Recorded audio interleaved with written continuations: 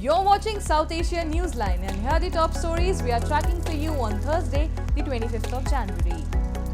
French President Emmanuel Macron arrives in Jaipur, hold talks with PMMODI.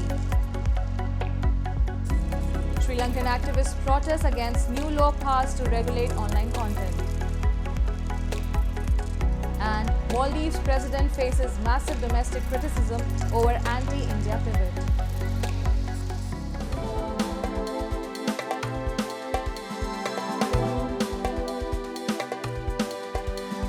And now for all the details. French President Emmanuel Macron on Thursday arrived in India for 2 days state visit. Making a pit stop in western state of Rajasthan, the French president began his visit by touring historical monuments in Jaipur.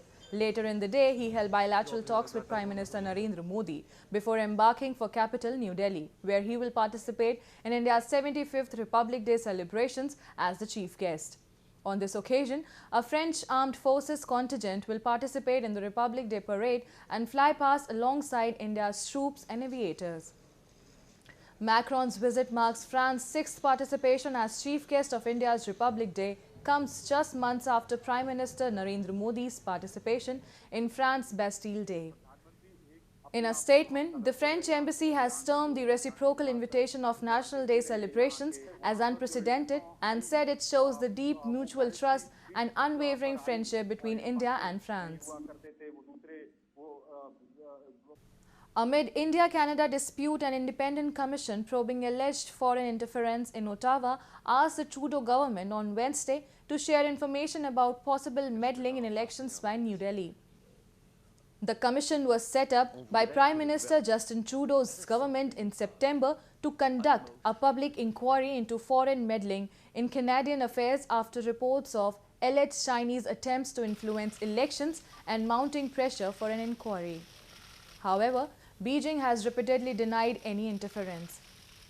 The commission said in a statement that it had requested the Canadian government to provide documents related to the alleged interference by India related to the 2019 and 2021 elections.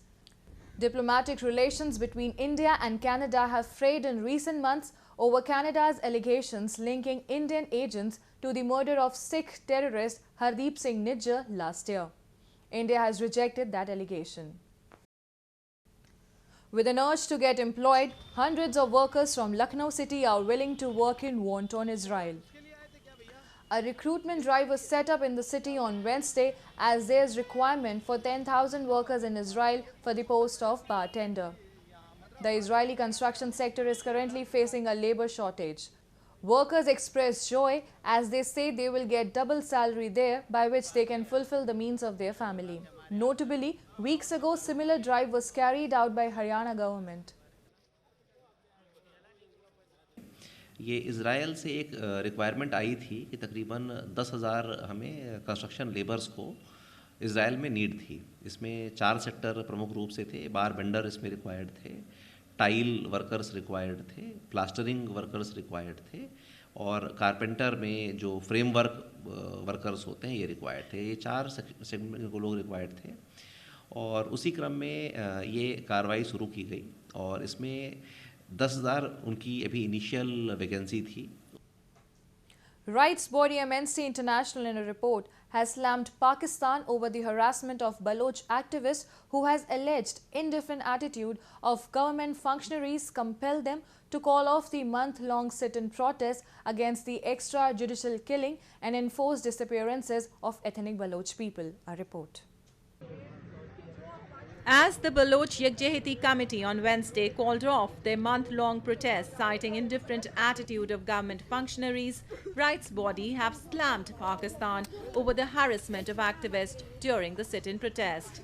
In a statement on Thursday, the Amnesty International said hundreds of women who journeyed about 1,000 miles to the capital city, Islamabad, to protest the alleged extrajudicial killing of ethnic Baloch people were forced to end their month-long sit-in protest in Islamabad following repeated harassment by the authorities. Slamming Islamabad, the rights body said Pakistani authorities should be ashamed of the harassment meted out to the Baloch Long March protesters.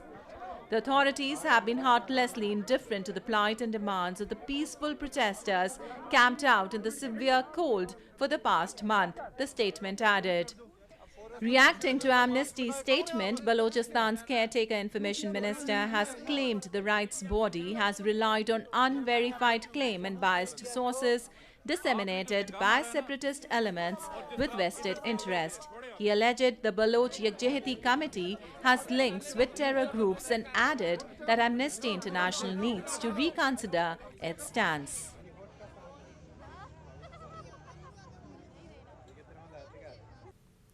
Sri Lankan activists and opposition leaders on Wednesday staged a protest outside Parliament against a bill to regulate online content amid fears the law will muzzle free speech. The online safety bill, which was passed on Wednesday, proposes jail terms for content that a 5-member commission considers illegal and making social media platforms such as Alphabet's Google, Meta's Facebook and X liable for such content on their platforms. Basic aim of this act is banning and discouraging social media activities, especially among the young crowd who are currently put their strong opinions and strong protests against this current government and their activities. President Ranil Wickremesinghe's government says the bill is aimed at battling cybercrime including child abuse, data theft and online fraud. The bill was passed with a majority of 46 votes in the 225-member House, the Speaker announced. 108 votes were in favour while 62 members voted against it. Amid the diplomatic standoff between New Delhi and Malé, opposition parties of Maldives have come out against the current regime over its stark anti-India pivot. In a joint statement, Moldavian Democratic Party and the Democrats labelled the shift in country's foreign policy as extremely detrimental to the country's long-term development and said departure from the historical collaboration with India could potentially jeopardize the country's stability and progress. The island nation's ties with India have come under strain after Maldives President Mohammad Muizzu's election win last year, pledging to end his country's India First policy and later calling for withdrawal of Indian troops by March 15. His decision are seen as a pivot away from India to build stronger ties with China in a region where New Delhi and Beijing compete for influence. That's all in tonight's edition. We'll see you same time tomorrow. Good night.